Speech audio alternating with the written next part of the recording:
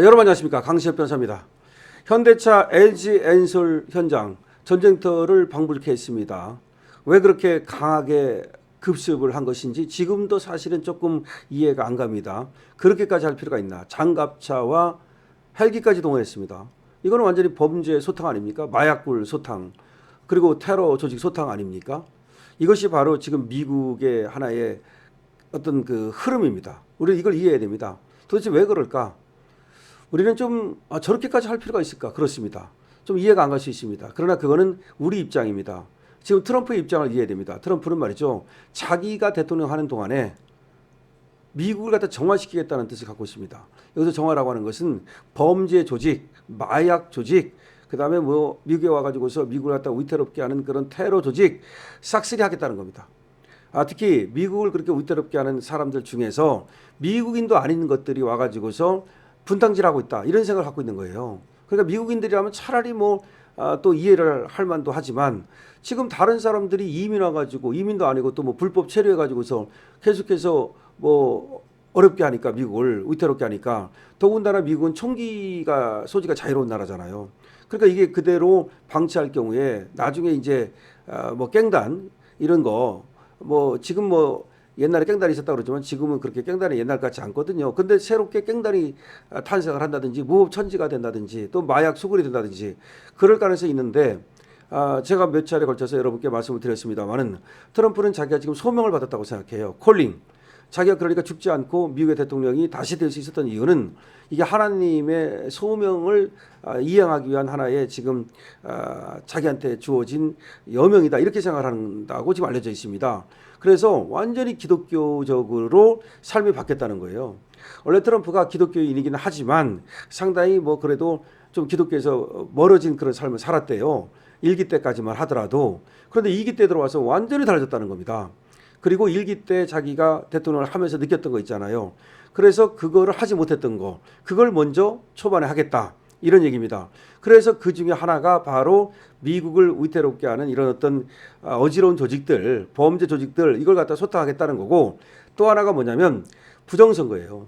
이건 미국에서의 부정선거는 우리와도 조금 다른데 그 우편 투표를 이용한 부정선거가 분명히 있었다고 보는 거예요. 그리고 거기에 어떤 그 제도적 허점이 있었다고 보는 거죠. 그러니까 미국에서는 웃기게 그 부정선거가 어떻게 이루어졌냐면 우편 투표. 우편 투표는 우리나라는 없어요, 우편 투표가. 그런데 미국은 자기가 그 집에서 이 투표용지에다가 도장을 찍어가지고 우편함에 집어넣으면 그게 가는 거야. 왜 그러냐면 미국은 나라가 크잖아요. 엄청 나라가 크기 때문에 한날 한시에 모여가지고 다 이게 하는 게 어렵기 때문에 우편 투표 제도가 발달해 있었어요. 근데 이걸 갖다 악용한 거야. 그래가지고 어떤 놈이 이걸 갖다가 용지를 갖다 대량으로 만들어가지고서는 도장 찍어가지고서 그냥 우체통에 집어넣어버리면 그게 다 표가 돼버린 거야. 그래서 바이든이 표가 너무 많이 나왔다는 얘기를 한번 말씀드렸잖아요. 보통 때보다 1000만 표가 더 나왔다고. 그래서 지금 트럼프가 의심하는 건 이거는 상당히 어떤 개연성이 있어요. 상당히 개연성이 있는 겁니다. 그래서 이 부정투표를 없애기 위한 투표 제도를 갖다가 확실하게 좀 만들겠다, 그런 얘기 아닙니까? 그래서 그러기 위해서는 먼저 수사가 이제 이루어지는 거고, 지금도 계속해서 수사는 이루어지고 있는 거예요. 그리고 이제 딥스테이트, 다시 말하면 오바마를 필두로 하는 민주당 세력들이 뭔가 이 뒤에서 미국의 어떤 정치를 갖다 조정하고 있다, 그런 생각을 갖고 있거든요. 그래서 거기에 근데 중국 애들이 같이 이렇게 짬짬이 하고 있다. 그래서 더군다나 그걸 끊어버리겠다는 생각을 하고 있는 거죠. 자, 그래서 지금 나오는 얘기가 현대차 LG 엔솔 현장을 갖다가 이제 그 급습한 거, 이것도 그런 차원으로 봐야 된다는 겁니다. 이게 꼭 대한민국에 대해서만은 아니고, 물론 이재명에 대한 불만도 들어있다고 보지만 이제 미국에서 이런 어떤 뭐 불법적인 것은 다 자기들이 모르면 모를까, 알고 있는 것은 모두 단속하겠다는 걸로 보이는데요. 이른바 요번에 톰 호먼이라는 사람이 있는데, 이 사람이 국경 짜르라고 불려요. 국경 짜르. 그게 국경을 지키는 톰 호먼 미국 백악관 국경안보 총괄 책임자. 국경안보 총괄 책임자. 이 사람이 뭐라고 말했느냐. 조지아주의 현대차 그룹 LG 에너지 솔루션 합작 배터리 공장 이 건설 현장에 대한 대규모 단속을 앞으로 더 많이 보게 될 것이다, 이렇게 얘기를 했습니다. 이 국경 안보 총괄 책임자가 지금 이번에 배터리 공장 급습, 이거는 약과고 앞으로 이런 것들을 더 많이 보게 될 것이다라고 말했는데 톰 호먼은 CNN과 인터뷰에서 현대차 그룹 LG 에너지 솔루션 합작 배터리 공장 건설 현장처럼 유사한 대규모 단속이 앞으로 더 있을 것이냐라고 하는 질문에 짧게 말해서 그렇다라고 얘기를 했습니다. 이걸 우리는 잘 새겨들어야 됩니다. 그러니까 우리나라 기업들 많이 지금 미국에 나가 있잖아요. 그럼 이것이 일회성이 아니고 이런 단속을 앞으로 더 할 것이다. 이런 얘기를 공공연히 하고 있다는 것을 우리는 이걸 간과하면 안 됩니다. 호먼은 정상적인 비자를 갖추지 않은 불법적 입국과 불법 체류 외국인 고용은 범죄에 해당한다면서 우리는 훨씬 더 많은 현장 단속을 할 것이다. 그렇죠. 비자도 갖지 않고 와가지고서 불법으로 취업하고 그 사이에 말이죠. 그런 사람들은 이 또 뭔가 불법으로 왔으니까 사각지대에 있잖아요. 사각지대에 있으면 뭔가 범죄를 저지를 가능성도 많잖아요. 범죄 저지르고 튀어버린다든지 예를 들어서 말이죠. 그렇기 때문에 불법 체류 외국인 고용 이건 범죄에 해당한다. 우리는 훨씬 더 많은 현장 단속을 할 것이다.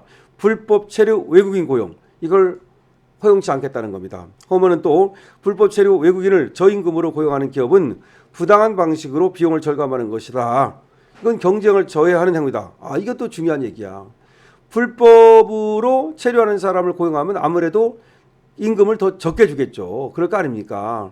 그러면 임금을 적게 주고 이렇게 사람을 쓰게 되면 임금을 제대로 주는 그런 회사와 경쟁해서 부당 경쟁 아니냐. 이 인식이 들어있는 거예요. 부당 경쟁. 그러니까 현대차도 그리고 LG 에너지 솔루션도 이걸 잘 새겨들어야 돼.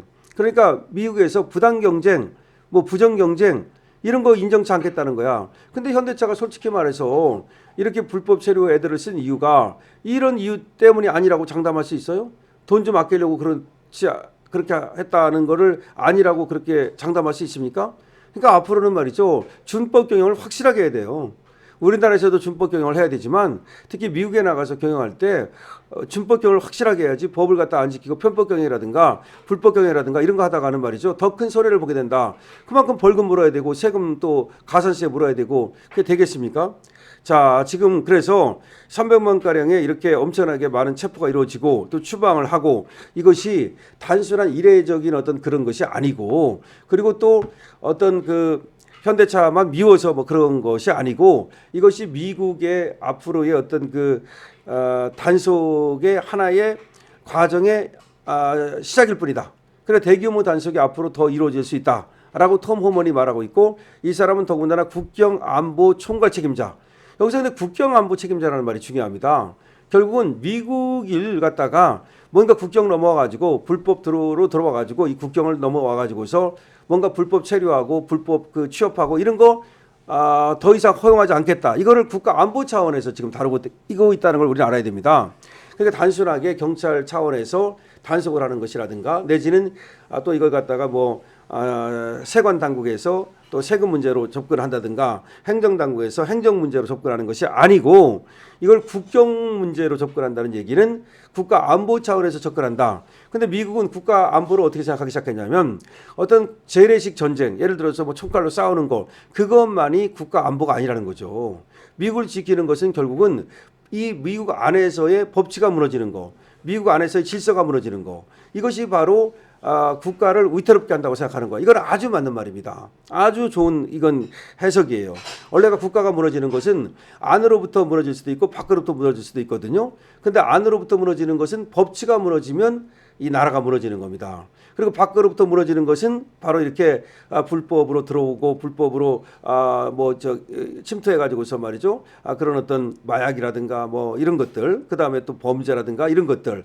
물론 뭐 전면전이 벌어져 가지고 쳐들어올 수도 있겠지만 이제 요새는 미국을 쳐들어갈 수 있는 나라가 어디 있겠습니까? 그런 건 별로 이제 걱정을 안 해도 돼요. 그래서 결과적으로는 이 안에서 썩어버려 가지고 결국은 안에서부터 무너지는 건데 안에서부터 무너지는 것이 미국인도 아닌 그 외국인들에 의해서 무너지는 거 이런 걸 갖다가 그대로 둘 수 없다는 거죠. 그러니까 국가 안보 차원에서 지금 이렇게 지금 불법 체류자를 단속하기 시작했다는 걸 우리는 알 수 있습니다. 그래서 앞으로도 단속이 계속해서 이루어질 거라는 거 우리 기업들은 확실히 알고 대처해야 되겠습니다. 여러분들은 이에 대해서 또 어떤 좋은 생각을 갖고 계십니까? 여러분들의 의견을 많이 적어주십시오. 강실업 TV는 여러분들의 의견과 함께 갑니다. 강실업 TV 여러분께서 응원하실 수 있는 방법이 있습니다. 지금 바로 좋아요 눌러주시고 그리고 지금 바로 구독해 주시는 겁니다. 강실업 TV입니다.